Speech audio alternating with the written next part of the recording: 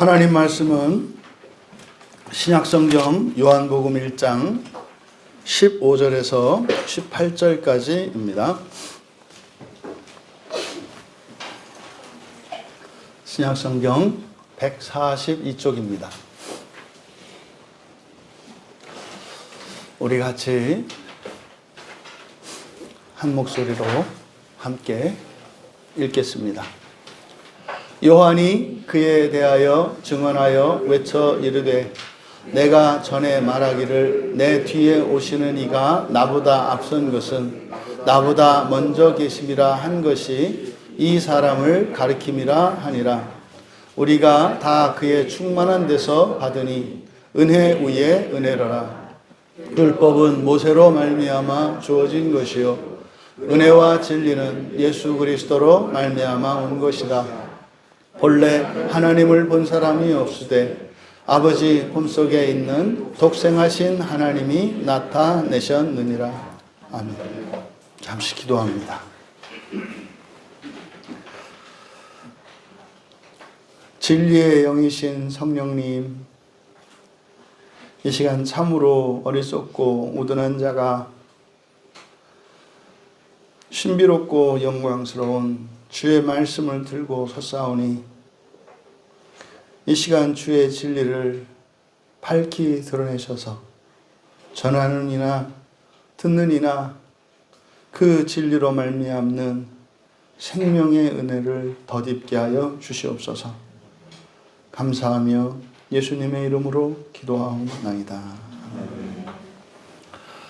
거룩한 날을 또 이렇게 구별하여 하나님께 예배하기 위해 나온 여러분들에게 하나님께서 하늘의 신령한 복과 이 땅의 기름진 복들을 넘치게 부어주셔서 여러분의 마음의 소원과 또 여러분의 현실적인 필요들, 또 여러분들이 기대하지 못했던 그런 은혜가 이 시간을 통해서 우리 모두에게 차고 넘쳐 흐르기를, 그래서 차고 넘치는 그 은혜가 여러분들의 사랑하는 가족들은 물론이요, 이웃들과 친구들, 멀리 흩어져 있는 친척들에게까지 흘러갈 수 있기를 축복합니다.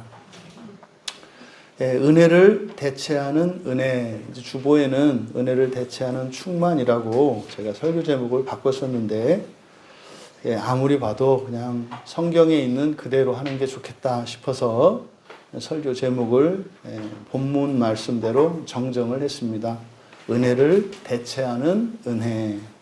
이것은 16절의 끝에 보시면 우리말 성경에 은혜 위에 은혜로라 이렇게 이제 번역이 되어 있는데, 그래서 우리말 성경은 이게 어색하니까 이것을 위에라고 번역을 했습니다만, 이것이 이제 안티라고 하는 전치사가 있는 거기 때문에 그대로 직역을 하면 은혜를 대체하는 은혜 이렇게 됩니다. 그래서 성경 본문을 따라서 설교 제목을 은혜를 대체하는 은혜라고 했습니다. 지금 사실상 여러분, 우리가 요한복음을 본격적으로 이게 본문에 들어가기 전에 요한복음 1장에 있는 서론 부분을 살펴보고 있는데, 이 요한복음을 기록한 것은 예수님의 12제자 가운데 마지막까지 살아남았던 제자이고, 또 12제자 가운데에서 예수님이 특별히 사랑하셨다는 제자입니다. 그리고 예수님의 어머니인 마리아를 마지막까지 섬겼던 제자예요. 그래서 예수님이 나이 33세 십자가에 죽으시면서 그의 형제들도 있었습니다. 그런데 예수님을 이 요한복음을 기록한 이 요한이라고 하는 제자에게 어머니 마리아를 맡겼어요. 그렇게 함으로써 신앙 안에서 영적으로 우리가 한 가족인 것을 나타내려고 했죠. 그래서 이 요한이라고 하는 사도가 이 요한복음을 통해서 무엇인가 전하려고 하는 게 있어요. 그것을 어떻게 전할까? 이제 고민을 하고 또 성령께서 감동해 주셔서 이제 구약의 마지막 선지자인 세례 요한. 공교롭게도 이름이 똑같아요. 요한이라고 하는 이름이.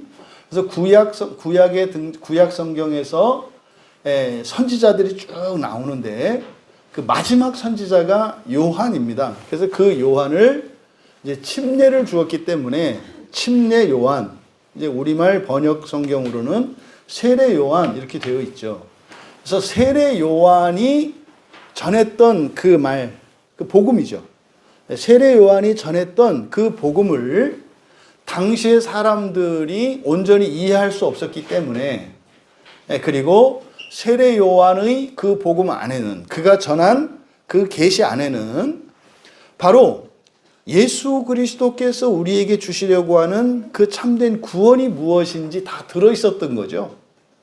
그래서 세례 요한이 사람들에게 전했던 그 말씀을 가지고 예수님이 주시려고 하는 그 구원이 무엇인지를 설명하기로 한 겁니다. 그래서 세례 요한이 말했던 그 증언들, 그것을 바로 이 요한복음을 기록한 사도 요한이 해설하고 있는 겁니다. 그러니까 세례 요한이 그때 너희들에게 했던 말, 그 세례 요한이 했던 말이 이런 말이야. 그러니까 말하자면 설교인 거죠. 제가 성경을 갖고 여러분에게 설교를 하잖아요. 이 성경에 있는 내용들을 똑같이 읽는데 어떤 때 여러분 신기하지 않으세요? 야, 저 목사님 어떻게 한 절 갖고 저렇게 막 3주, 4주를 계속 하고 또 할까, 막 이렇게 할까. 이게 설교잖아요. 풀어서 이야기하는 거거든요. 그러니까 지금 세례 요한이 전했던 그 세례 요한의 증언을 지금 해설하고 있는 겁니다. 그러니까 일종의 설교인 거예요. 그러면 먼저 15절에 요한이 그에 대하여 증언하여 외쳐 이르되, 이제 이 요한은 세례 요한이에요. 그렇죠? 그 세례 요한이 그는 누굽니까? 사실은 이 그는 예수님이시잖아요. 근데 우리는 이미 다 알고 계세요. 여러분들은 뭐 최소한 성경 몇 번씩 다 보셨고 최소한 이 복음서만이라도 그냥 알아차린단 말이에요. 그러니까 이게 사실은 여러분들에겐 장애가 돼요. 왜냐하면 뭐 그런 거죠. 서울, 대전, 부산이라고 하는 그 도시를 가본 적은 없어. 근데 지명은 알아. 워낙 유명하니까. 그러니까 마치 서울하고 대전하고 부산이라고 하는 지명을 아니까 여러분들이 마치 서울에서 부산까지 가는 여정에 있는 모든 도시들과 거기에 있는 것들 다 아는 것처럼 착각한다 이 말이에요. 그러니까 여러분들이 전혀 모르는 지명, 뭐 이런 걸 얘기를 해야 이거 내가 모르는 거구나 이렇게 귀 기울여 듣는단 말이죠. 그러니까 대전에 한 번도 안 가봤으면서 부산에 한 번도 안 가봤으면서 매일같이 부산 대전 하니까 뭐 마치 내가 거기라도 아는 척 한다 이 말이죠. 그게 누가 뭐 부산 얘기 하려 치면 어떻게 해요? 부산? 막 그래. 근데 사실 아는 건 하나도 없어요. 근데 상대방이 갔다 온 사람들 얘기하면 또 어떻게 해요? 그렇지. 근데 그게 그건지 모르죠. 이게 사실은 성경을 가지고 있는 우리들이 엄청난 유익을 갖고 있음에도 불구하고 여러분들이 이 성경을 제대로 보지도 않고 이 성경을 알려고도 하지 않는 상태에서 교회 오래 다녔으면 다녔을 만큼 여러분들이 아주 정말 귀에 못이 박힐 정도로 들었던 용어들, 예수님, 구원, 용서 이런 것들을 마치 아는 것처럼 생각하기 때문에 이 사람 안에 있는 이 지성의 죄성은 뭐 이렇게 알지도 못하는 거를 이렇게 들어본 것을 또 들으면은 아는 거로 착각한단 말이에요. 누누이 말씀드리죠. 왜 여러분들이 아는 것을 말로 해야 되고 글을 써야 하냐면 그게 여러분이 아는 거이기 때문에 그래요. 여러분이 누군가에게 여러분의 말로 표현하지 못하거나 아니면 뭐 사람에 따라서는 말은 잘 못하더라도 그러면 반드시 글로라도 나타낼 수 있는 거예요. 물론 말도 안 되고 글도 안 되면 몸으로 할 수도 있는 거예요. 그게 뭐요? 그냥 이제 뭐 그냥 막 전하는 거죠. 막 전하려고 하는데 안 되니까 어쨌든 나중에 가서 뭐 목사님한테 물어봐. 뭐 이런 식으로. 그러니까 어떤 방식으로든지 자기가 아는 것은 드러나게 돼 있어요. 그러니까 말하지도 않고요. 글로 쓰지도 않고요. 몸으로 여러분이 전도하지도 않아요. 그건 모르는 거예요. 이거는 무슨 성격의 문제이거나 무슨 지식, 지성, 믿음 이런 게 아니라 모르는 거예요. 이걸 잊으시면 안 돼요.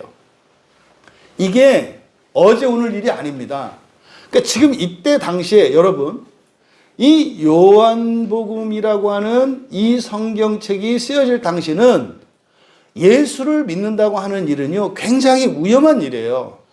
지금으로 말하자면 북한이나 이런 무슬림들이 사는 이슬람 지역에서 예수를 믿는 것과 같은 상황이거든요. 오늘 같은 상황이 아니에요. 예수를 믿는다는 게. 지금이야 예수를 믿는 게 배가 불렀지 않습니까? 오고 싶으면 오고 뭐 가기 싫으면 안 가고 뭐 이런 거 아니에요. 이렇게 생각을 하잖아요. 근데 지금 이때 당시는요 그런 게 아니에요. 목숨을 걸고 가야 되는 거고요. 오늘 예배를 마치고 집에 돌아가면서 소원이 다음 주 예배 나오는 거예요. 어떻게 될지 모르니까. 만약에 이게 적발되면요 죽어요. 나만 죽습니까? 가족 전체가 죽어요. 그런데 말입니다. 그렇게 아주 굳건한 신앙을 가지고 있었던 그리스도인들이에요. 그런데 말입니다. 몰라요. 왜 예수를 믿는지 모른다 이 말이에요. 예수님이 주려고 하는 게 뭔지 모른다 이 말이에요. 이거를 지금 가지고 시작을 하는 거예요. 이게 지금 2000년 전에 요한이 기록했던 이 문서가 성경책이잖아요. 2000년 됐는데 어떻게 요한복음 1장 하나가 제대로 사람들에게 전해지지 않을까요? 근데 어떻게 요한복음 1장 한 장도 우리가 모르는 걸까요? 여러분, 그냥 여러분 자신에게 적용을 해보세요. 지금 우리 교회에서 예수를 믿고 그 연수가 가장 작은 게 뭐 소망이겠네요. 네. 그렇지 않고 여러분 대부분은 10년, 20년, 30년 다 된 분들이거든요. 근데 제가 말씀드리고자 하는 거는 요한복음 1장을 모른다고요. 요한복음 1장을. 근데 이게 지금 요한의 심정이에요. 그러니까 가장 기본적인 거, 가장 중요한 거, 첫 단추, 이거를 설명하는데 굉장히 조심하고 고민하고 있는 게 보여요. 이게 안 되는 거예요. 전달이 안 되는 거예요. 안 믿어지는 거예요. 그래서 고민하고 생각하는 게 뭐다? 이때 사람들이 최고로 믿었던 게 세례 요한이에요. 세례 요한. 세례 요한은 절대적인 것다 이 말이에요. 절대적인 그 권세와 권위를 가지고 있었어요. 그래서 세례 요한이 하셨던 그 증언들의 의미를 설명함으로써 바로 그게 예수님이 우리에게 주신 복음이고 예수를 믿을 때 얻는 구원이라는 게 그거다라고 지금 설명하려고 하는 거예요. 그러니까 지금 여기서 이 요한은 15절에 나오는 요한은 세례 요한이에요. 그러니까 세례 요한이 그에 대하여 증언하여 외치되. 사실 우리가 앞에 14절까지 우리가 쭉 살펴봤지 않습니까? 근데 이제 거슬러 올라가면 9절에서부터는 이제 사실은 이 성경을 기록한 사도 요한이 설명하는 거예요. 참빛 그 세상에서 9절에서 14절까지는 이 요한복음을 쓴 요한이 설명한 내용이고 그 바로 앞에 8절에 있는 내용이 뭡니까? 8절을 같이 읽겠습니다. 그는 이 빛이 아니요 이 빛에 대하여 증언하러 온 자라 하고 나서 15절로 하면 연결이 돼요. 그러니까 사실은 이 8절에 이어지는 게 15절 내용이에요. 그러니까 9절에서 14절까지는 사도 요한이 설명한 거라고요. 그러니까 세례 요한의 말씀과 그 중간에 설명하는 거죠. 제가 한 절 읽고 설명하고 한 절 읽고 설명하는 것처럼 설교할 때 그런 거죠. 그래서 15절에 그 요한이 증언한 그가 누구예요? 8절에서 말하는 그예요. 예. 여기서 그는 할 때 8절에 그는 요한이죠. 그런데 이 빛이 아니요 이 빛에 대하여 증언하러 온 자라.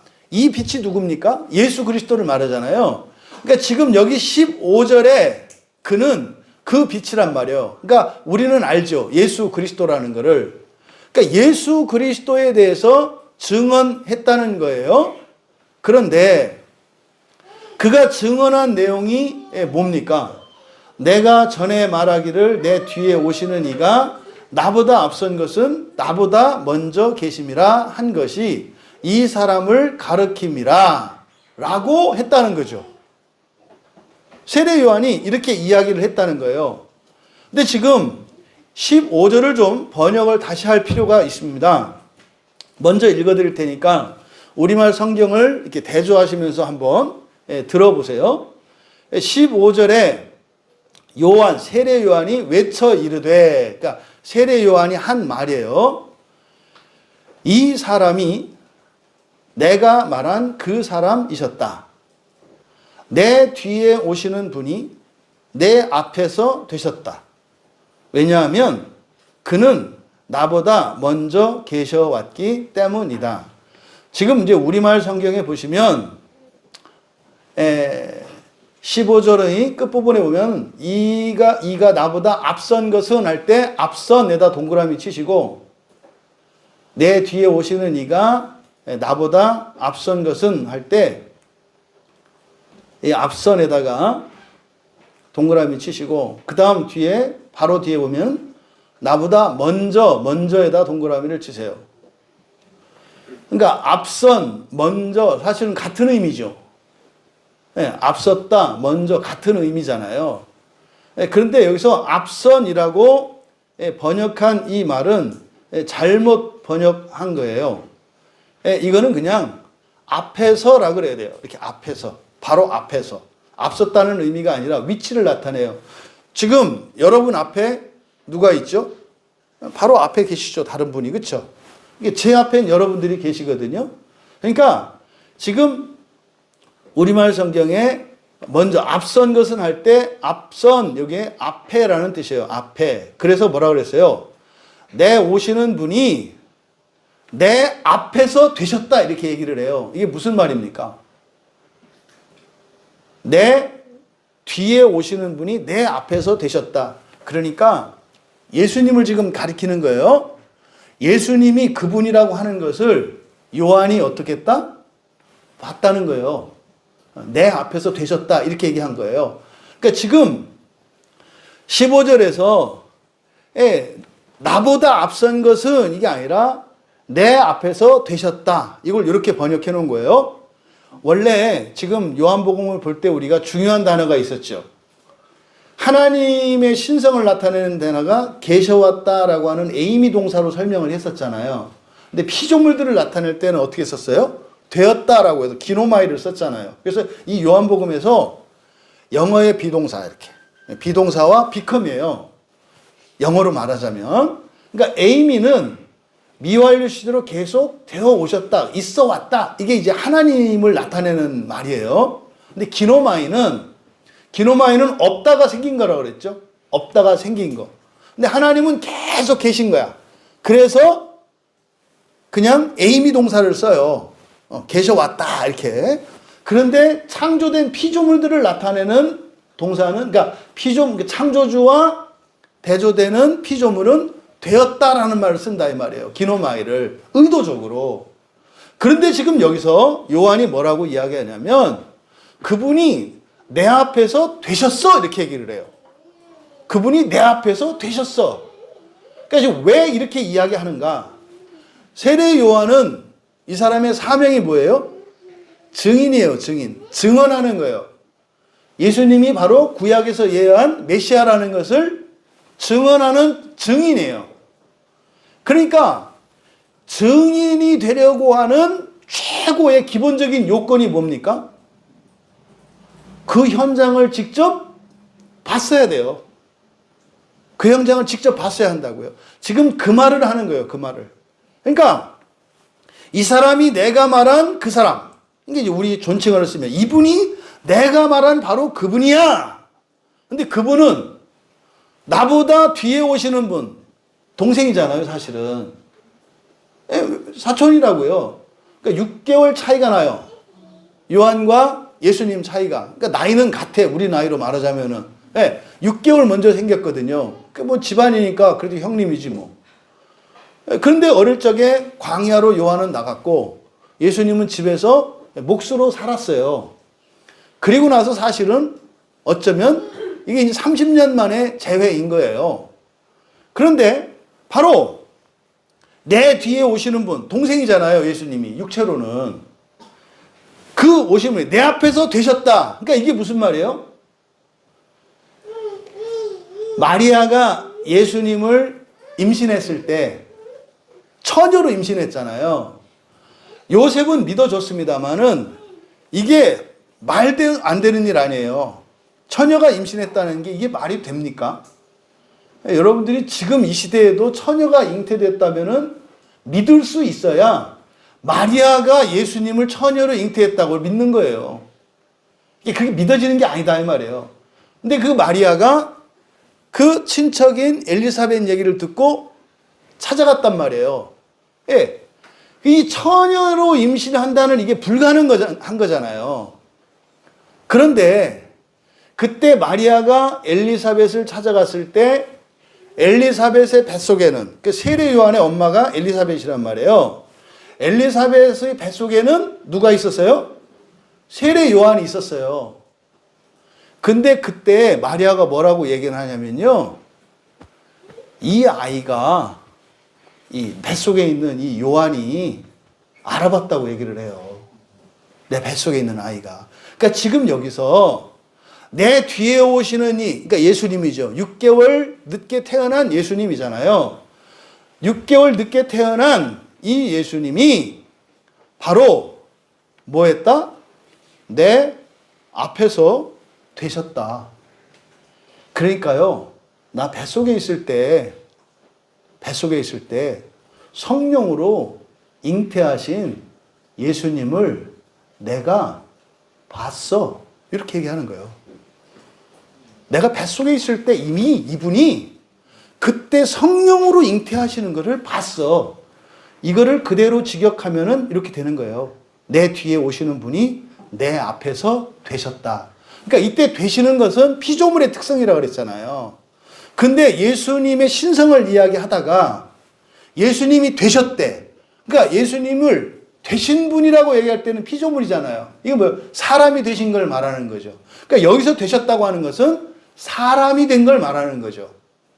내 앞에서 생략되어 있지만은 사람이 되셨어. 임신한 거를 봤다는 거예요, 내가. 그러니까 나는 뱃속에서부터 이분이 성령으로 잉태하신 하나님이신 것을 내가 봤어. 그분이 사람이 되셨어. 이 얘기를 한 거예요. 근데 왜냐하면 그는 나보다 먼저 계셔왔기 때문이다. 이게 이제 하나님을 나타내는 표현이잖아요. 나보다 먼저 계셔왔다. 그러니까 하나님이신 예수님이 사람이 되는 것을 내가 직접 봤어 라고 말하는 거예요. 이거 여러분 이해돼요? 뱃속에서 그런 거지. 예? 뭐 이제 뭐 소망이나 수아가 딱 태어나 나중에 얘기하는데, 아, 목사님 오셨다 그랬더니 뭐라 그러는 거예요? 아, 나 옛날에 엄마 뱃속에 있을 때부터 다 봤어요. 목사님 알아요. 뭐 이렇게 얘기하는 거예요. 지금 요한이 하는 말, 이게 여기 지금 15절에 요한의 증언이 이런 내용이다 이 말이에요. 그러니까 지금 15절에서 말하고자 하는 바가 뭡니까? 확실히 하나님이 사람이 되신 것을 내가 두 눈으로 똑똑히 봤어. 이게 지금 15절에 대한 이야기예요. 예수님이 하나님이시면서 사람이신 것을 내가 봤어. 라고 너희들이 그렇게 믿는 세례 요한이 말했어. 지금 여기서 설명하려는 게 뭐예요? 사실 예수님의 양성에 대한 거예요. 하나님이시면서 사람이신 것에 대해서. 근데 항상 계시는 하나님이 피조물과 같이 되셨어. 근데 그걸 내가 직접 내 앞에서 봤어. 이렇게 얘기한다 이 말이에요. 그러니까요, 내가 지금 요한이 하려고 했던 이 말이 이런 거야. 그러면서 이제 16절과 17절은 전부 왜냐하면 이라고 하는 접속사가 붙어 있어요. 그러니까 15절에 대한 이 내용에 대한 이유를 16절이 설명을 해요. 그리고 16절에 대한 이유를 17절이 설명하는 거예요. 전부 이유로 되어 있어요. 그러면 바로 세례 요한이 증언한 것이 누구에 대해서? 예수님에 대해서 증언한 건데 예수님이 어떤 분이셨다는 거예요? 항상 계시는 사람이셨는데 우리와 똑같이 피조물처럼 사람이 되셨다는 것을 봤다는 거예요. 그런데 요한이 왜 이런 증언을 했는가? 이 얘기를 왜 했는가 이 말이에요. 지금 제가 왜 이 얘기를 하냐 이거예요. 아니 지금 안 그래도 이런저런 걱정도 많고 해야 될 일도 많고 근데 전혀 여러분의 실생활과는 아무 필요도 없는 것 같은 여러분 예수님은 하나님이신데 사람이 되셨어요. 예수님은 참 하나님이시면서 참 사람이세요. 이 얘기를 왜 했냐 이 말이에요. 요한이 그 얘기를 했는데 왜 그 얘기를 했는가? 이거를 16절에서 얘기하는 거예요. 우리말 성경은 우리가 다 그의 충만한 데서 받으니 은혜 위에 은혜로라.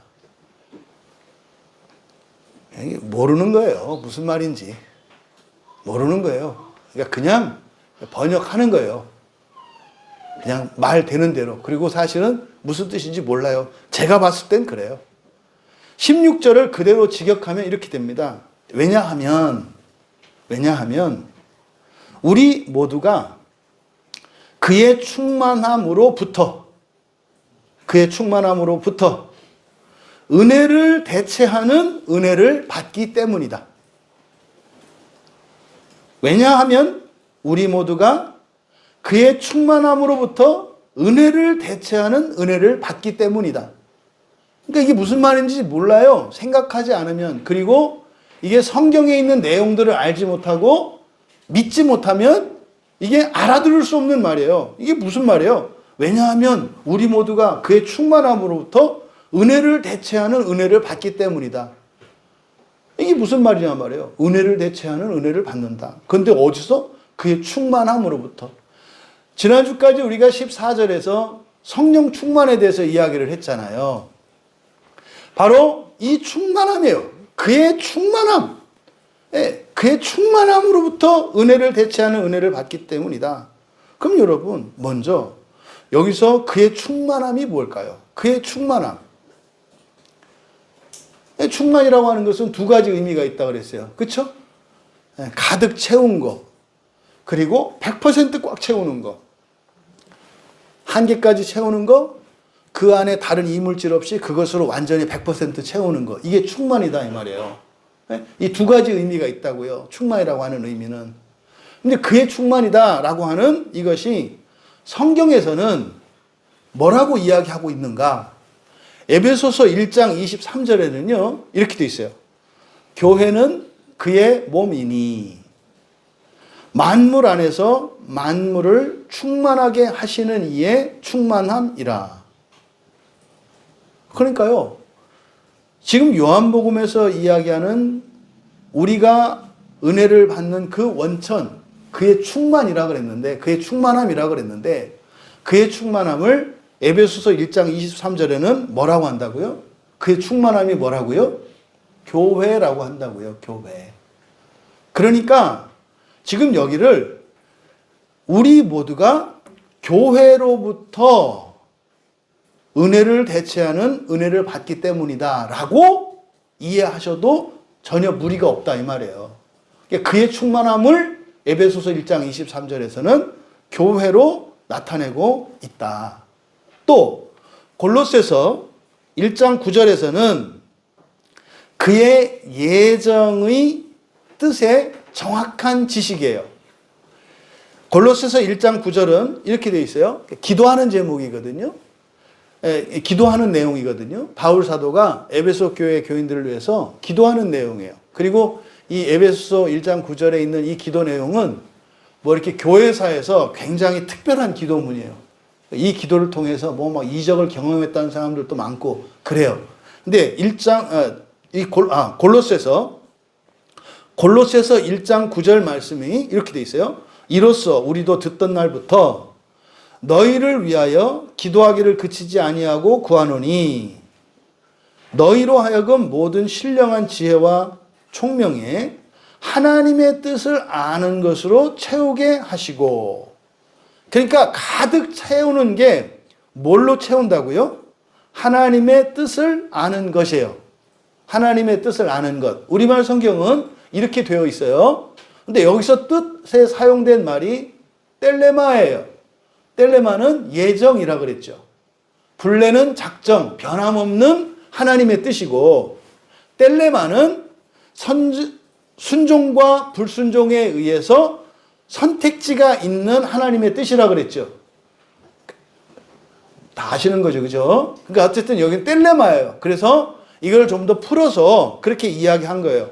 예정의 뜻의 정확한 지식이다. 그러니까 하나님의 예정의 뜻의 정확한 지식. 그러니까 그의 충만함이라고 하는 것은 바로 그 예수 그리스도의 충만함이라고 하는 것은 뭐다? 순종과 불순종을 통해서 하나님이 이루시려는 그 구원에 관한 모든 지식을 말한단 말이에요. 그러니까 그것으로부터 우리가 받는 은혜다. 또 골로새서 2장 9절에서는 그의 충만함을 모든 신성의 충만함이라 그래요. 모든 신성의 충만함. 그 안에는 신성의 모든 충만이 육체로 거하시고. 그러니까 이렇게 눈에 보기는 사람인데 사실은 그 안에는 무엇으로 충만하시다? 신성으로 충만하시다. 이렇게 얘기를 해요. 그러면 지금 16절에서 세례 요한이 예수님이 참 하나님이시면서 참 사람이시라는 거, 이거를 내가 봤다고 이야기를 한 이유가 뭐냐?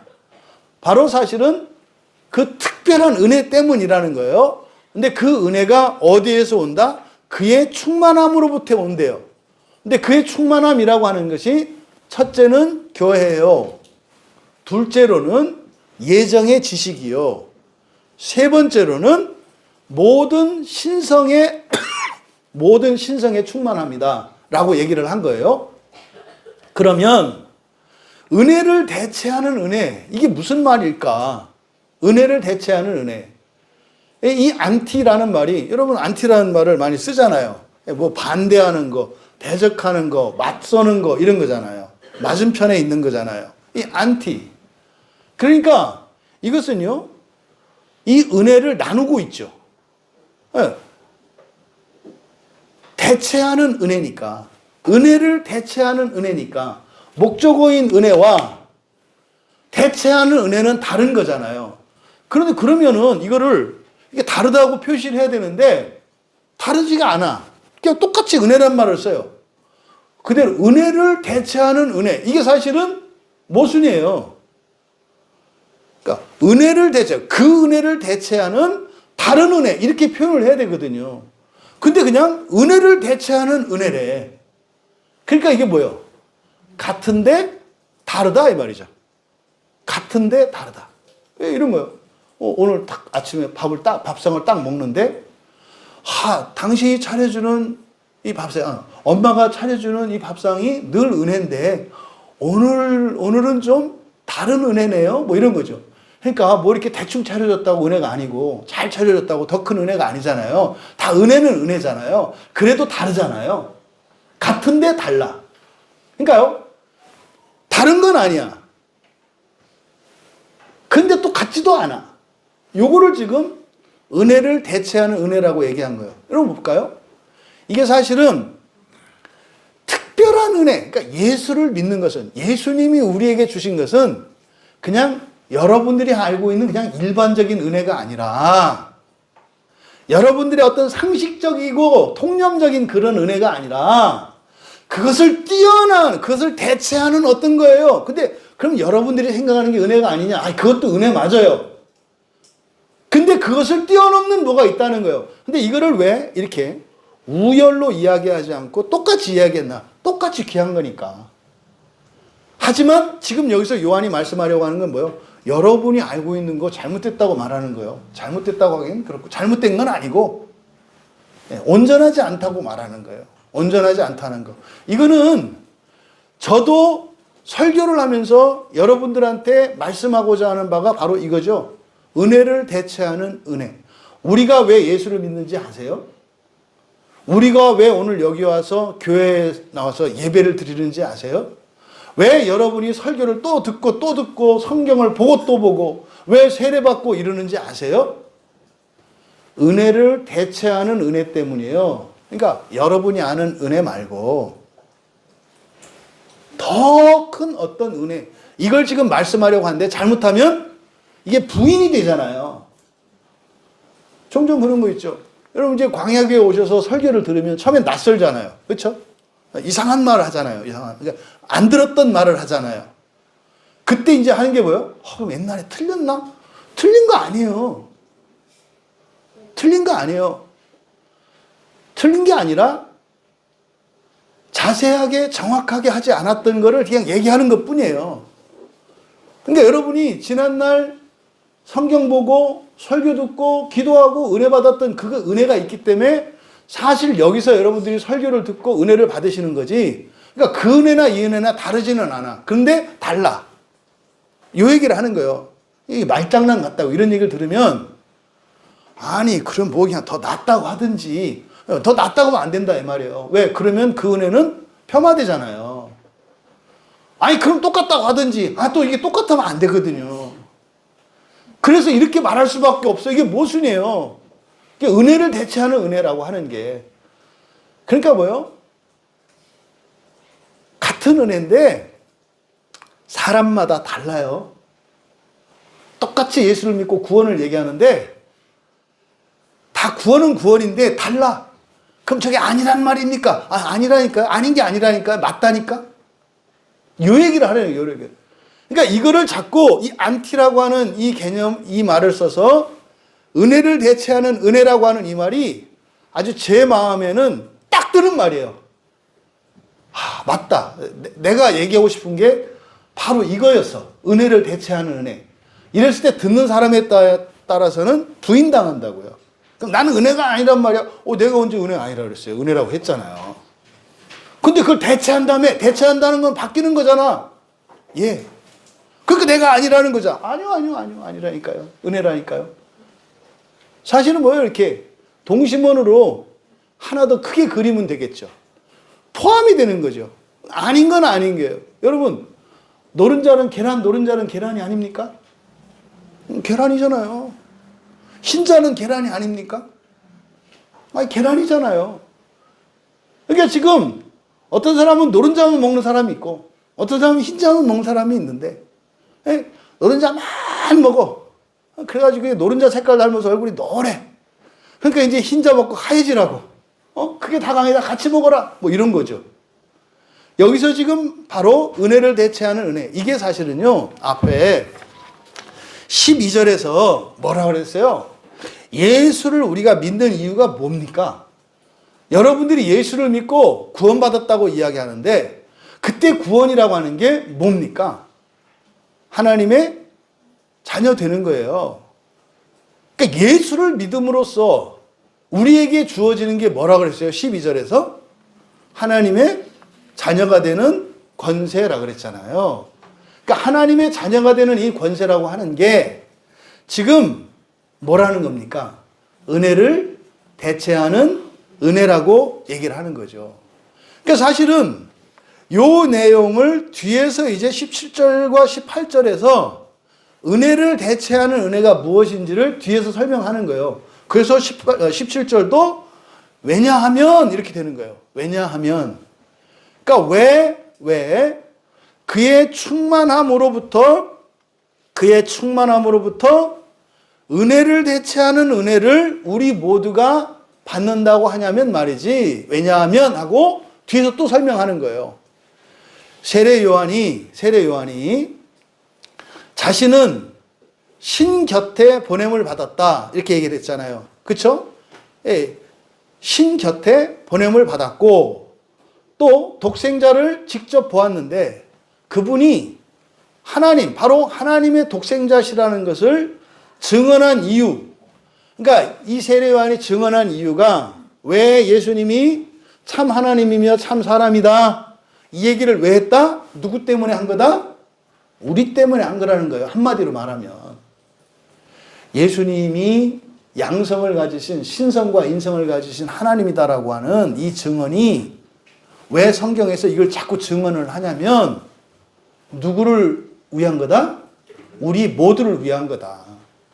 우리 모두를 위해서. 그러니까요, 우리가 교회에서부터 받는 이 은혜가 바로 이것이기 때문에 그걸 얘기한 거야. 그러니까 예수님의 하나님 되심과 사람 되심이 교회를, 그러니까 예수를 믿고 교회에 나와서 교회로부터 은혜를 받는 사람들에게 동일한 일이 일어나는 거기 때문에 요한이 증언한 거야.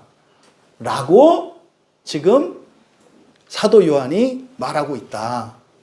그리고 17절에서 또 왜냐하면 이렇게 되는 거예요. 왜냐하면, 그러니까 17절에 있는 내용은 바로 앞에 16절에서 이야기한 은혜를 대체하는 은혜라고 말한 이것을 좀 더 설명을 하는 거겠죠. 그러니까 17절은 왜냐하면 율법은 모세로 말미암아 주어졌고, 이 말미암아가 디아니까 그냥 통해서 또는 말미암아 이런 거예요. 그러니까 모세를 통해서 주어졌고, 그렇잖아요. 십계명을 시내산에서 하나님으로부터, 여호와 하나님으로부터 모세가 들어가지고 그걸 백성들에게 전했잖아요. 중간 역할을 했잖아요. 그 얘기를 하는 거예요. 율법은 모세를 통해서 주어졌고, 그 다음에 은혜와 진리는 예수 그리스도를 통해 생겼기 때문이다. 여기서 온 것이라 밑줄 치세요. 온 것이라. 우리말 성경에. 그리고 앞에 주어진 것 밑줄 치세요. 주어진 것, 온 것. 그리고 율법 동그라미 치시고, 은혜와 진리 동그라미 치시고. 그러니까 율법과 은혜와 진리를 대조시키는 거예요. 그러면 16절에서 은혜를 대체하는 은혜 그랬잖아요. 그러니까 율법이 은혜겠고, 은혜와 진리가 대체하는 은혜겠죠. 그러니까 율법의 은혜, 그리고 은혜와 진리의 은혜. 근데 이 은혜와 진리는 사실은 뭐의 표현이라고 그랬어요? 성령이라고 그랬잖아요. 여기서는 성령을 은혜와 진리로 나타낸 거라고 그랬잖아요. 그러니까 성령의 은혜죠. 율법의 은혜를 성령의 은혜가 대체했다고 이야기를 하는 거죠. 그런데 율법은 주어진 것이에요. 이건 수동적이죠. 수동태거든요.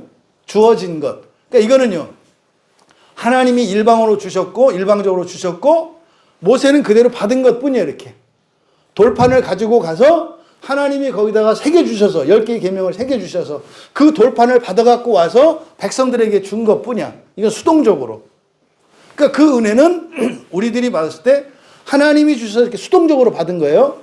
그런데 은혜와 진리, 그리스도를 통해서 온 은혜와 진리는 온 것이라고 번역되어 있는데, 온 것이 아니라 이 기노마예요. 기노마이. 생긴 거예요. 생긴 것. 생긴 것.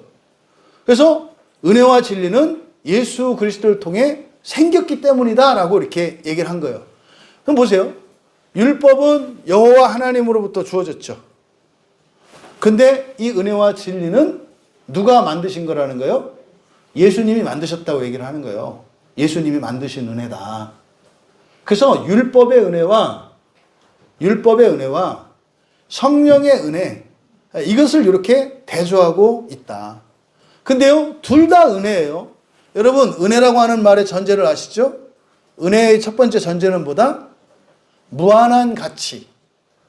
은혜라는 말을 할 때 여러분들은 먼저 무한한 가치. 무한한 가치는 뭐예요? 내 힘으로 어떻게 해서도 얻을 수 없는 가치. 이거를 무한한 가치라고 하는 거예요. 은혜라고 하는 것은. 그러면 무한한 가치가 먼저예요. 공짜가 먼저가 아니라. 오늘날 교회에서 이게 공짜가 먼저 가르쳐지니까 그냥 이걸 줘도 갖다 버려. 뭔지 모르니까. 그리고 뭐요? 아무 때나 받을 수 있으니까 내가 시간 나면 받겠다 그래. 이게 뭔지 모르니까. 그러다가 죽었어요, 많은 사람들이. 그래서 은혜를 잘못 알고 있는 거예요. 왜 사람들이 교회 안 나와요? 아니, 다음에 나오려고. 다음에 나오려고. 왜? 아무 때나 가면 되니까. 근데, 그렇잖아요. 뭐, 우리 주사님이 사경회 때 딱 해서 하루에 1억씩 해가지고 22번 남았으면 22억 챙겼다 그랬어요.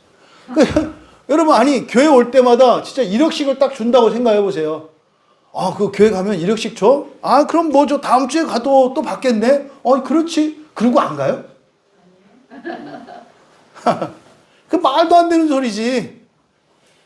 다음에 가도 되겠네? 이건 뭐예요? 가치를 못 느끼는 거죠. 그래서 은혜라는 말의 전제는 뭐다?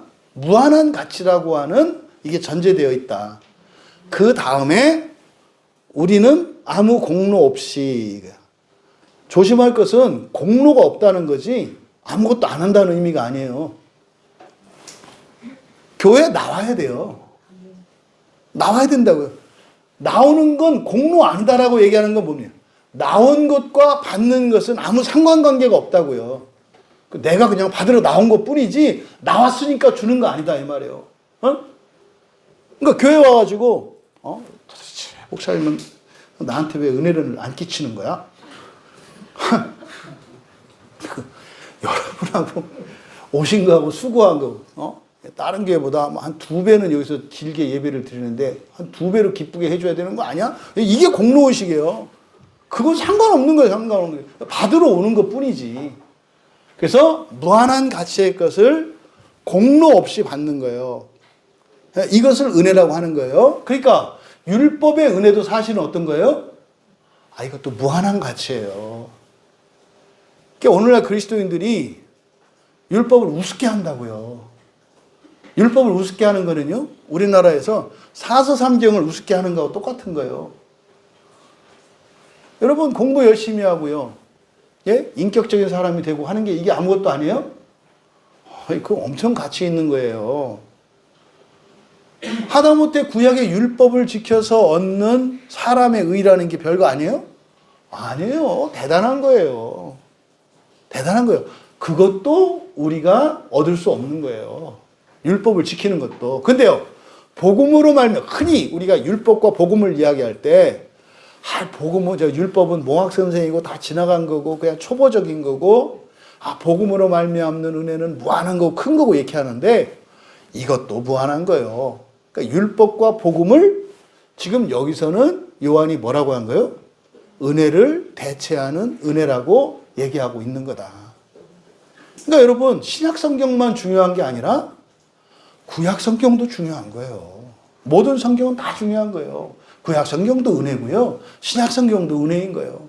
율법으로부터 받는 율법의 은혜도 귀한 거고요, 또 성령의 은혜도 귀한 거고 복음의 은혜도 귀한 거예요. 요 얘기를 지금 하는 거죠. 그래서 근데 어떻다? 율법은 수동적으로 주어진 것이야. 주어진 거. 그런데 은혜와 진리는 예수 그리스도를 통해서 생긴 거야. 그러니까 훨씬 역동적인 은혜가 바로 성령의 은혜, 그리고 은혜와 진리로 나타내는 바로 이거라는 것을 여기서 설명을 하는 거죠. 그럼 여러분, 율법의 은혜가 뭡니까? 율법의 은혜. 그냥 율법 그러면 여러분들이 해라 마라 이렇게 생각하시는데, 율법에서 가장 중요한 핵심이 뭘까요?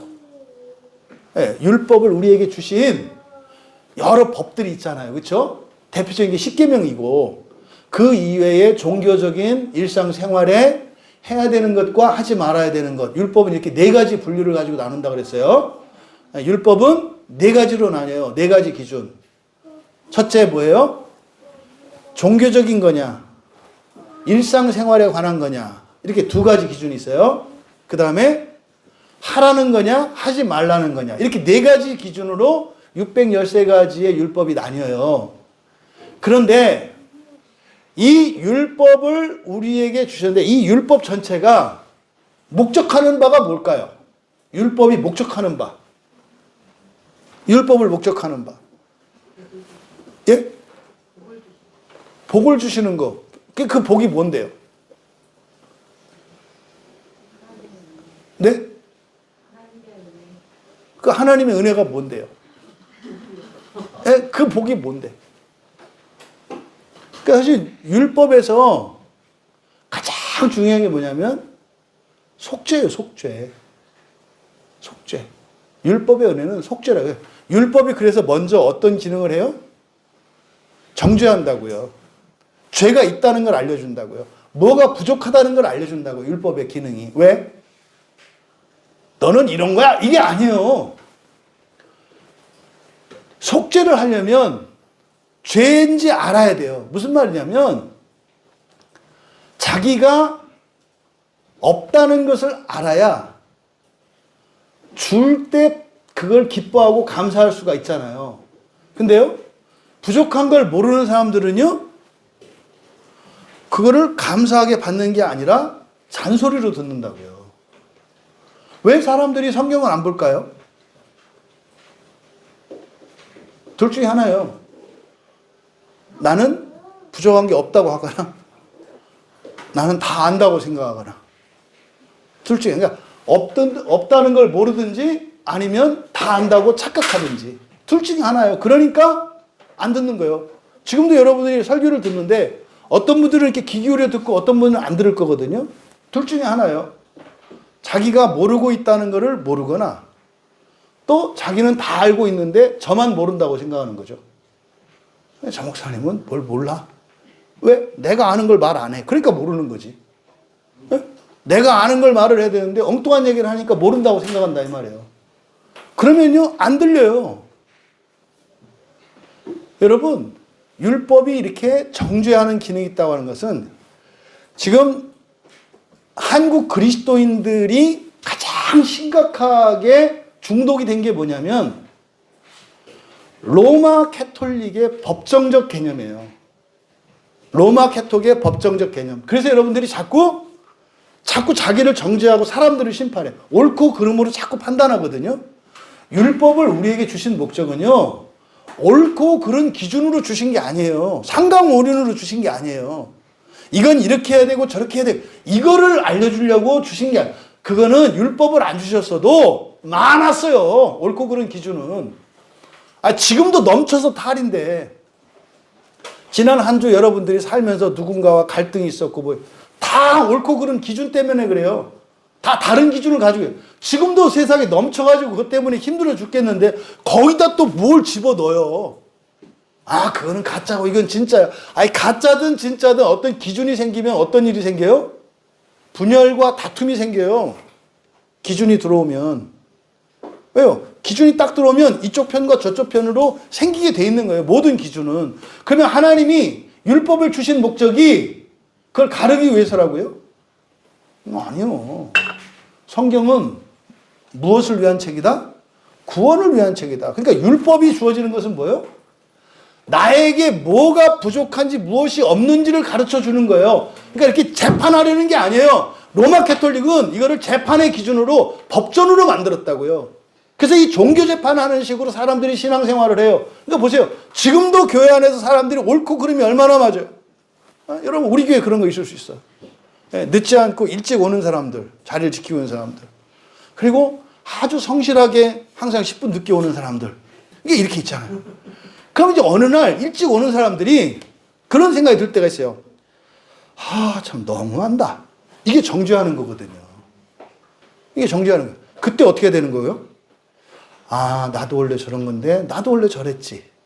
야, 일찍 와서 이렇게 할 수 있는 게 참 감사하다. 이렇게 가야 되거든. 언젠가는 이렇게 되는 거죠. 다 돼요. 그런데 어떻게 해요? 그걸 정죄한다고요, 자꾸. 응? 그러니까 이게 지금 한국 그리스도인뿐만 아니라 사실 이 개신교인들이 중독되어 있는 이 심각한 이 납과 같은 게 바로 정죄하고 판단하는 기준이에요. 그게 다 어떻게 해요? 맞다 틀리다 이렇게 맞다 틀리다. 아니 어떻게 맞다 틀리다 얘기할 수 있는 사람이 어디 있어요? 에? 천사도 그렇게 못하는데. 천사도 맞다 틀리다를 하지 말라 그러는데 어떻게 사람이 맞다 틀렸다라고 얘기할 수 있는 사람이 있냐 이 말이에요. 그래서 이 율법이라고 하는 것은 뭐다? 구원을 위한 거다. 그러니까 정죄하는 것은 뭐예요? 죄를 속해주기 위한 거예요. 무슨 말입니까? 그 약점들, 부족한 것들을 채워주고 온전케 하기 위한 거라고요. 그래서 율법의 핵심은요, 제사법이에요. 십계명과 해라 마라, 신앙생활, 종교는 이렇게 하고 일상은 이게 중요한 게 아니라 가장 중요한, 율법의 가장 중요한 건 뭐다? 제사법이에요. 제사법은 뭡니까? 율법에 의해서 죄인지 허물인지 이게 다 드러나. 그러면은요, 그런 사람들이 용서받을 수 있는 방법이 제사법이에요. 근데 그때 용서가 어떻게 일어나요? 대속이죠. 대속이 뭐예요? 내가 받아야 될 벌을 대신 받는 거죠. 누가? 재물이 대신 받잖아요. 그래서 이 율법의 은혜도요, 커요, 안 커요? 크잖아요. 아이고, 그 재물을 하려면 또 돈 드는데. 그래서 비둘기도 쓰잖아요. 응? 그 비둘기도 그래도 또 뭐 돈 나가는데. 그래서 보리 한 주먹으로 하잖아요, 소재로. 아무도 재물 드릴 수 없는 사람은 없어요. 왜요? 유대사회에서 밭에 나가면요, 곡식은 다 있거든요. 절대로 다 걷어가지 않아요. 그거 걷어다가 재물을 쓰면 되잖아요. 이게 소재예요. 곡식 재물. 소로도 씁니다만, 양도 쓰고 염소도 쓰고 비둘기도 씁니다만, 곡식도 재물로 쓸 수 있는 거예요. 그걸 통해서 죄 용서를 받는 게 율법의 은혜예요. 그러니까 율법의 은혜가 큰 거예요, 작은 거예요? 큰 거예요. 왜요? 작은 죄 하나에도 죽음의 벌이 있어요, 진노가. 이게 지옥이라고요. 그러니까 이미 구약에서도 지옥에 가지 않을 수 있는 길이 제시되어 있어요. 근데 이들의 구원의 한계, 세상의 한계가 이 땅이니까 지옥이 와닿지 않는 거죠. 그러니까 이미 구약 성경에, 신약 성경에 있는 내용들이 다 있었다고. 그래서 은혜를 대체하는 은혜라고 그랬구나. 그때도 이미 은혜가 있었는데 몰랐구나. 그러니까 은혜를 대체하는 은혜니까 그 은혜구나. 차이점은 뭐예요? 모르는 것과 아는 거예요. 믿는 것과 믿지 않는 거예요. 바로 요 얘기를 하는 거죠, 얘기를. 그러니까 율법의 은혜라고 하는 것은 속죄예요. 속죄인데 어떻게? 대속이죠. 직접 하는 게 아니라 대속이에요, 대속. 이게 사실 그건 예표잖아요. 제사는 죄를 지을 때마다, 절기 때마다 계속 드려야 돼. 그렇죠? 근데 이제 예수 그리스도로 말미암는 이 속죄는 단번에 속죄되는 거야. 그거의 예표잖아요. 그런데 그 정도가 아니라는 거죠. 그 은혜, 그 속죄와 대속의 은혜도 무한한 가치가 있는 거야. 엄청난 거야. 그런데 그것을 대체하는 은혜. 제발 지옥 가지 않고 죄 용서받고 벌 받지 않고 이거 말고 그걸 좀 벗어나. 뭐예요? 이 요한복음에서 중요한 키워드 중에 하나가 뭐랬어요? 생명이라고 그랬잖아요. 그러니까 지금 여기서 바로 은혜를 대체하는 은혜가 우리에게 적용될 때는 그저 예수님 믿고 지옥 안 가고 벌 안 받고 뭐 가난해지지 않고 이런 게 아니라 더 나아가라는 거예요. 제발 여러분, 가난해지지 않기 위해서, 어떤 어려움을 해결하기 위해서, 건강을 회복하기 위해서, 이거는 은혜예요. 은혜. 필요하죠. 근데 지금 요한이 얘기하려고 하는 것은 예수님이 우리에게 주신 은혜는 그거를 대체하는 은혜. 그러니까 사실은 뭐예요? 능가하는 은혜죠. 그래서 이걸 우리말 성경에 은혜 우예라고 번역을 한 거예요. 근데 우예라고 하면 말이 안 된다 이 말이에요. 그럼 아래 은혜, 의의 은혜. 그러니까 더 부족한 은혜, 넘치는 은혜가 되니까 구약의 성도들은 부족한 은혜 가운데 있었고 신약의 성도들은 넘치는 은혜가 있었으니까 안 돼. 그럼 차별이 되잖아요. 그래서 안티라고 한 거예요, 이렇게.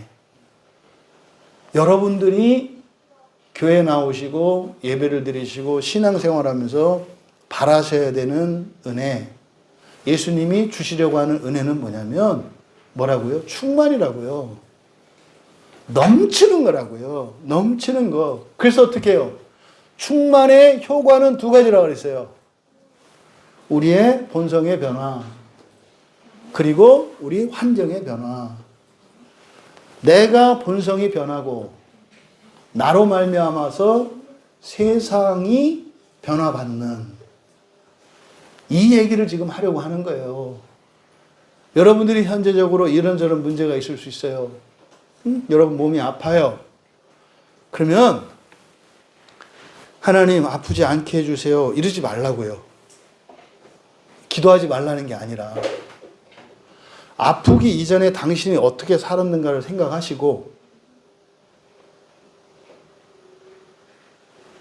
이제 건강하게 되면 이렇게 살게요라고 기도하란 말이에요.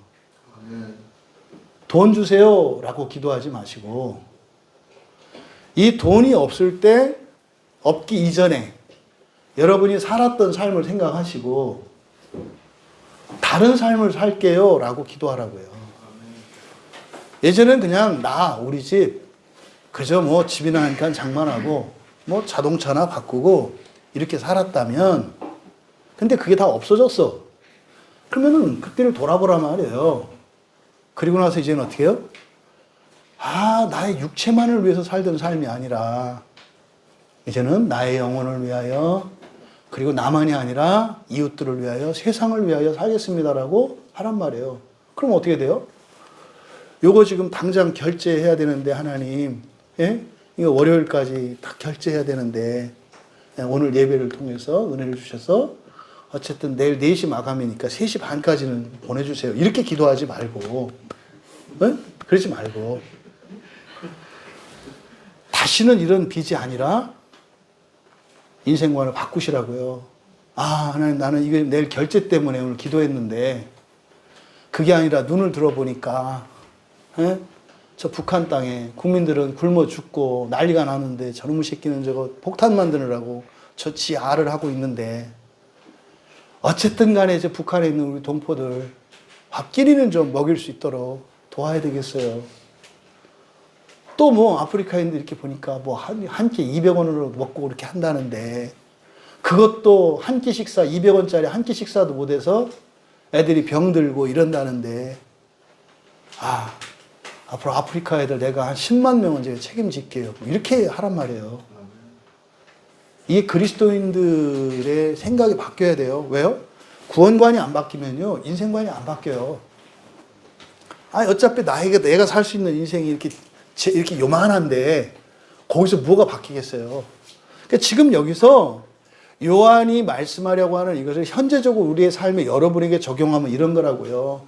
지금 현재 여러분에게 어떤 필요, 또 이 결핍 없는 거 있잖아요. 또 바람 있잖아요. 소원들.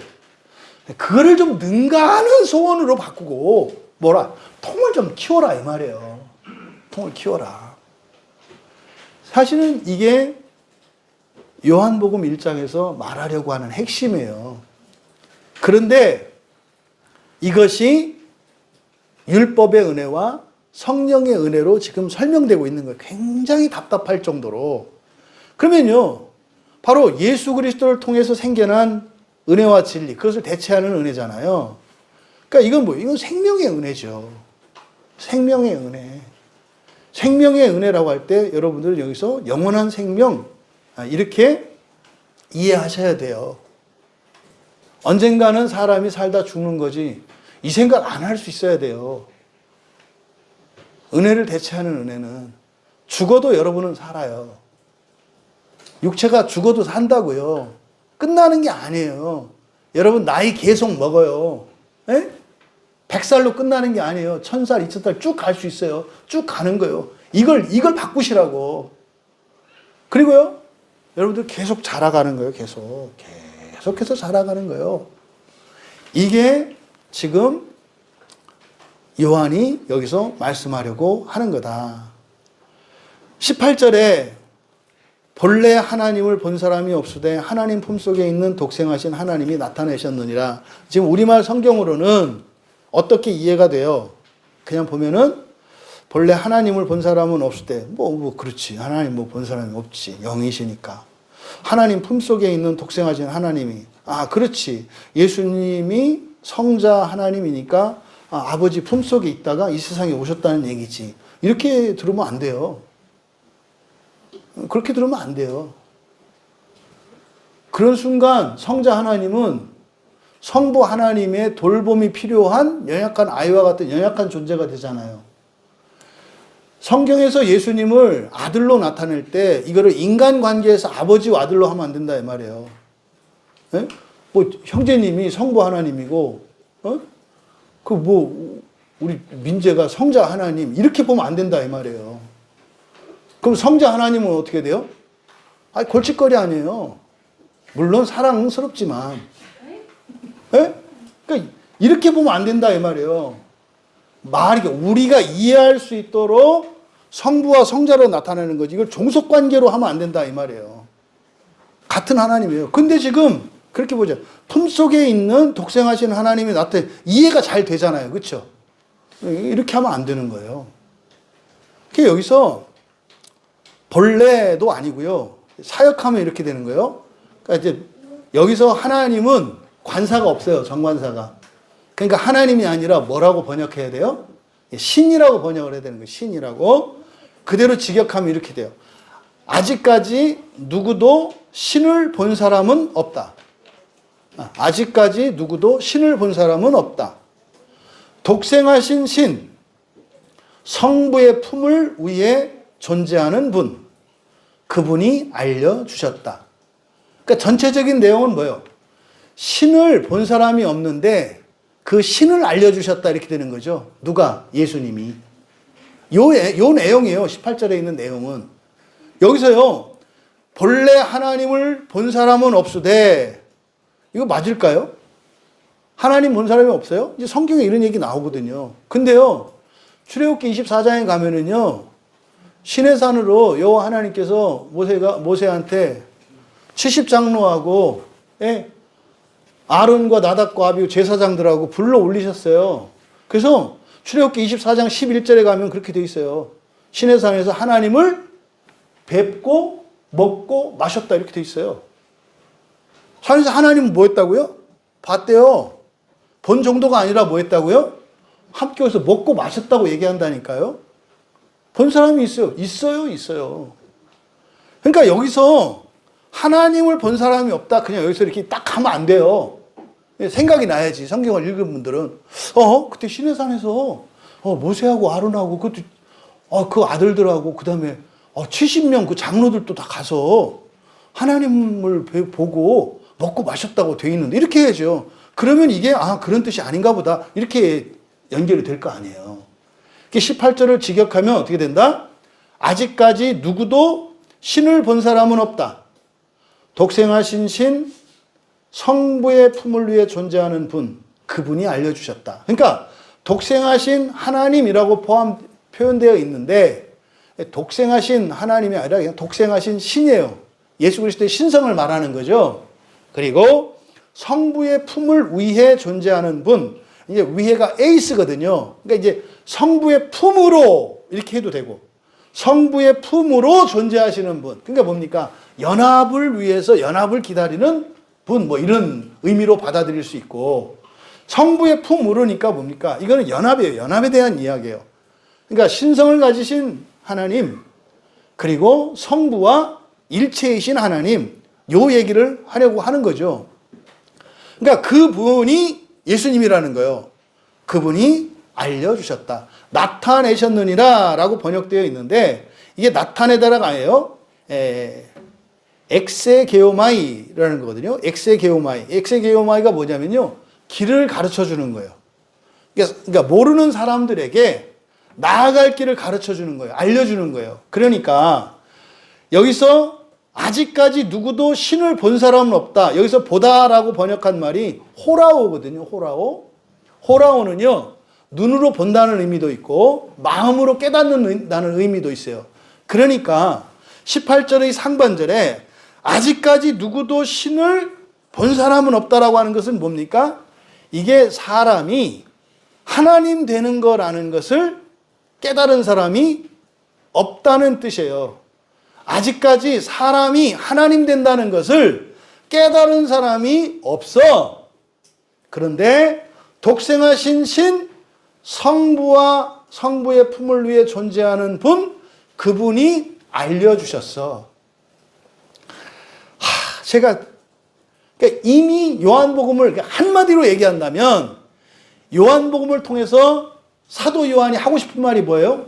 여러분, 구원은요, 사람이 하나님 되는 겁니다. 이거예요. 요한복음을 한 문장으로 줄인다면 구원은 사람이 하나님 되는 겁니다. 요 얘기를 하고 싶은 거예요. 이게 지금 18절에 이렇게 들어가 있는 내용이에요. 그러니까 서론에서 이미 이렇게 얘기하죠. 그러니까 왜요? 예수님이 이 얘기를 했다가 십자가에 못 박혀 죽으셨거든요. 이 얘기를. 그만큼 사람들이 믿을 수 없는 말이에요. 그만큼 받아들이지 않는 말이에요. 곁도 내주지 않았다는 게 바로 이거예요. 그러니까 이것을 지금 이 서론에서 살짝 집어넣는 거예요. 이렇게. 아직까지 누구도 신을 본 사람은, 신을 깨달은 사람은 없다. 신을 깨달은 사람은 없다. 여러분이 신이라는 것을 깨달으십니까? 한번 지난 한 주를 생각해 보세요. 여러분이 사람으로 살려고 했는지 신으로 살려고 했는지, 여러분이 지난 한 주 동안 고민하고 힘들고 아팠던 것이 신으로 살기 위해서 힘들고 아팠던 거였는지 사람으로 살기 위해서 아프고 힘들었던 건지 생각해 보시라고요. 근데 요한이 그런 거예요. 아직까지도 그걸 깨달은 사람이 없다고 얘기를 해요. 이거는 자기도 포함되는 거 아니겠어요? 내가 삼층천 하늘도 봤고 예수님으로부터 복음이 뭔지도 들었고 구원이 뭔지도 다 들었는데 사실은 나도 그 아직 잘 깨달아지지가 않아. 그런데 예수님이 우리에게 알려주신 거는 그거야. 그러니까 여기는 요한의 겸손도 들어가 있어요. 왜? 아무도 깨달은 사람이 없다고 하니까. 그러니까 사실 알긴 아는데 사실은 정확히는 모르겠어. 근데 예수님이 말씀하신 게 그거야. 그러니까요, 앞으로 이 요한복음에 나오는 얘기는 다 그 얘기 아니겠어요? 교수님, 이게 뭐예요? 은혜를 대체하는 은혜가 바로 이거다 이 말이에요. 구약의 백성들이 바랬던 구원은 뭡니까? 그냥 이스라엘 제국을 만드는 거예요. 전 세계를 정복하고 전 세계를 다스리는 이게 구원이었어요. 이 세상에서 최고의 나라가 되는 거. 개인적으로는 뭐예요? 그냥 부자가 되고, 뭐 하고 싶은 거 마음대로 할 수 있는 권력도 있고, 뭐 내가 하고 싶은 대로 다 할 수 있고, 이게 구약 사람들이 구약적인 구원관이에요. 오늘날도 그런 사람들 있죠. 근데요, 은혜에 의해 은혜로라. 그러니까 우리가 바라는 구원은 그런 거 아니에요. 이 세상 사는 동안은 사실은 이래도 괜찮고 저래도 괜찮아요. 이래도 저래도 이거는 은혜거든요. 근데 우리가 바라는 것은, 예수를 믿는 사람들은 그것을 대체하는 이 땅이 아니라 하나님 나라의 이 완성, 이 첫째 부활을 위해서 살아가는 사람들이기 때문에 이래도 되고 저래도 돼요. 그래도 바라는 거는 있어요. 가난해도 되고 가난해도 되고 부해도 돼. 근데 나는 부자였으면 좋겠어요. 바람은 있을 수 있어요. 하지만 가난해도 괜찮아요. 이게 전제되어야 된다고요. 이게 정리되시면 여러분 인생 끝난 거예요. 굉장히 단순한 얘기인데 특히 우리 청년들 이게 여러분 깨달아질 수 있기를 바라요. 이래도 되고 저래도 돼요. 이랬으면 좋겠어요. 하지만 이것을 위해서 살아가는 여러분들 되시기 바라요. 이게 지금 여기서 말씀하려고 하는 거예요. 구약 사람들이 바랬던 그 구원, 그것을 능가하는 그 은혜가, 구원이 무엇인지를 예수님이 가르쳐 주셨다는 거예요. 바로 여기서 독생하신 신, 이것은 제2위이신 성자 하나님, 예수 그리스도의 유일성을 나타내는 거잖아요. 성부 하나님도 성자 하나님이 아니에요.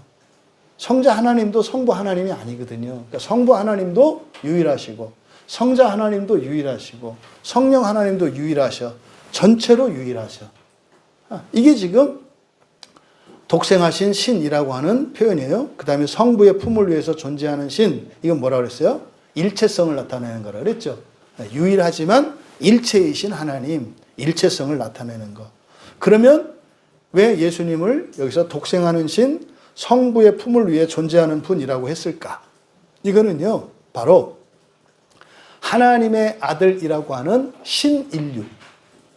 뭐라고요? 하나님의 아들이라고 하는 신인류. 이때 신은 새 신자가 아니에요. 신자예요. 하나님의 아들이라고 하는 신인류. 그러니까 신인이죠. 신인. 신인류의 시조이심을 나타내려고 하는 거예요. 여러분들이 여러분의 부모님을 통해서 이 세상에 태어나셨어요. 사람으로. 그리스도를 통하여 여러분이 다시 태어나세요. 이를 거듭났다, 중생이다 그래요. 이때 뭐가 돼요? 신인이 되는 거예요. 신인류가 되는 거예요. 그래서 지금 18절에서 예수 그리스도를 따라서 성경에서는 인류의 기원이 둘이 있어요. 창세기 1장과 2장에 나오는 사람, 아담. 아담이 사람이죠. 사람. 그리고 두 번째는 둘째 아담으로 일컬어지는 예수 그리스도예요. 예수 그리스도를 따라서 있는 사람들은, 이 사람들은 신인류예요. 신인류. 사람이면서 신이다 이 말이에요. 신인류. 아담을 따라서 아담의 족보에 있는 사람들은 사람이에요. 여러분들은요. 예수의 족보를 따른 신인류예요. 이 사람들이 기록된 족보가 뭐예요? 이게 생명책이에요. 이게 생명책이에요. 바로 이 이야기를 하려고 하는 것이다. 여러분, 신약의 은혜는 구약의 은혜와 은혜를 뛰어넘는 거예요. 뛰어넘는 게 아니라 확장되는 거다 이 말이에요.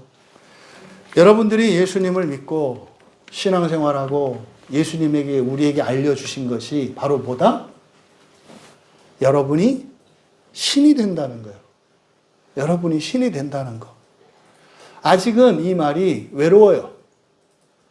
사람들이 잘 받아들이지 않으니까.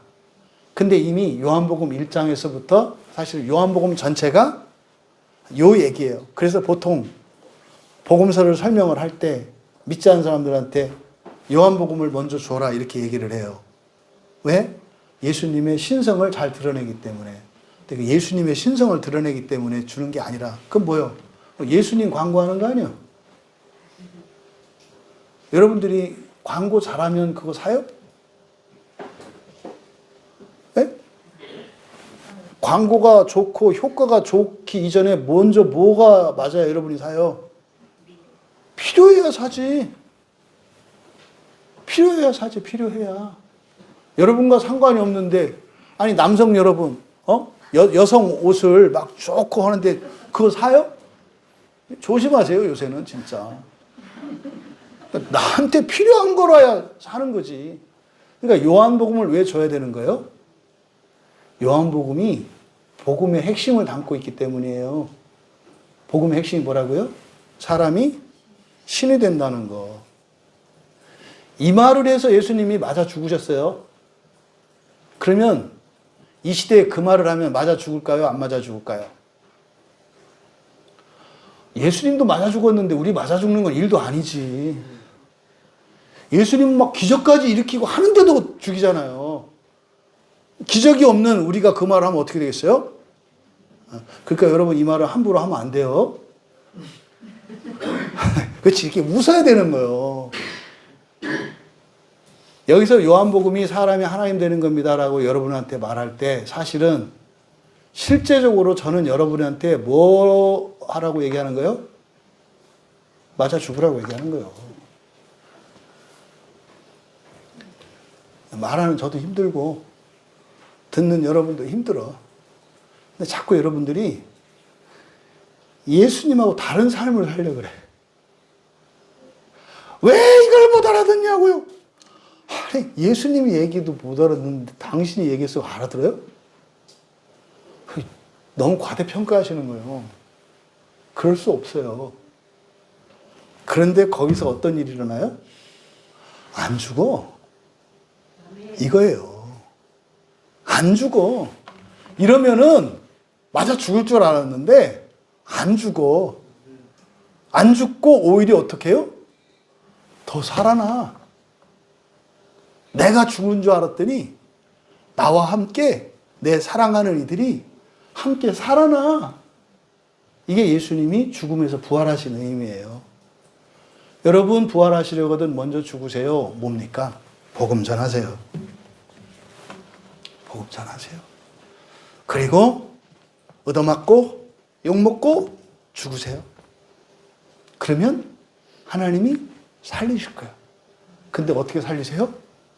나와 함께 나를 죽인 자들을 함께 살려. 뭐 할 때? 여러분이 그들을 용서하고 사랑할 때. 예수님이 죽으실 때 저들이 하는 짓을 모르고 합니다. 용서해 주세요. 이게 무슨 말이겠어요? 내가 살아날 때 함께 살게 해주세요. 여러분, 은혜를 대체하는 은혜에 대해서 예수님은 우리에게 가르쳐 주셨고, 단지 그것은 어떤 지식적인 우월성을 이야기하는 것이 아니라 놀라운 생명의 재탄생에 대한 이야기예요. 근데 생명의 재탄생은 죽고, 죽을 생명이 죽고 불멸하는 생명으로 함께 살아나는 이야기예요. 우리 정말 참된 복음을 이 요한복음에서 이야기하는 구원에 대한 참된 복음으로 그렇게 전하다. 맞아, 죽고 다시 살아나는 경험이 여러분들에게 있기를 바랍니다.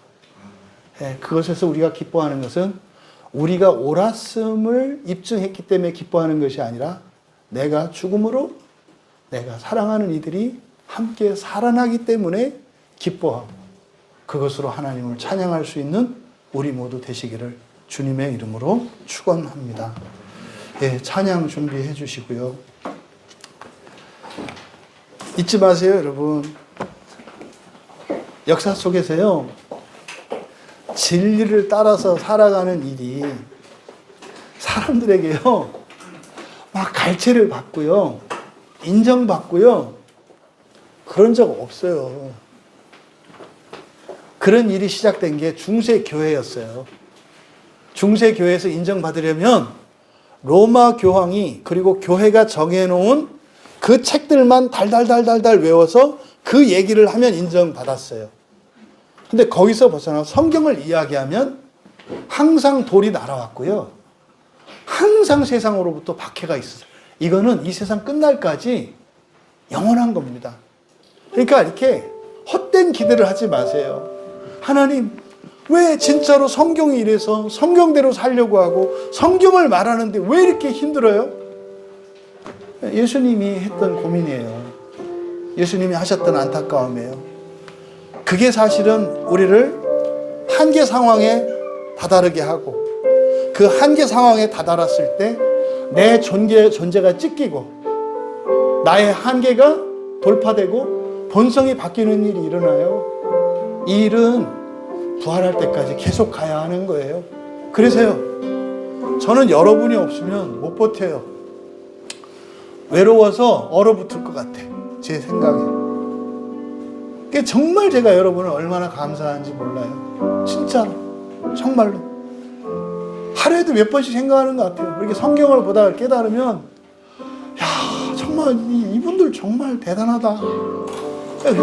하나님이 내가 불쌍해서 보내주셨다, 이런 생각을 해요. 얼어 죽지 말라고, 가슴이 얼어서 얼음이 돼서 깨지지 말라고 보내주신 것 같아요. 여러분, 우리 안에 성령께서 우리의 마음의 얼음처럼 그렇게 딱딱해질 때 녹여주실 줄 믿어요. 우리가 죽을 때 새 생명으로 살려주실 걸 믿어요. 여러분 인생이 그래요. 지금까지 여러분이 살아오셨던 인생 있잖아요. 다 죽어야 돼요. 다 죽어야 돼요. 은혜를 대체하는 은혜. 여러분이 살아온 인생을 대체하는 새로운 인생.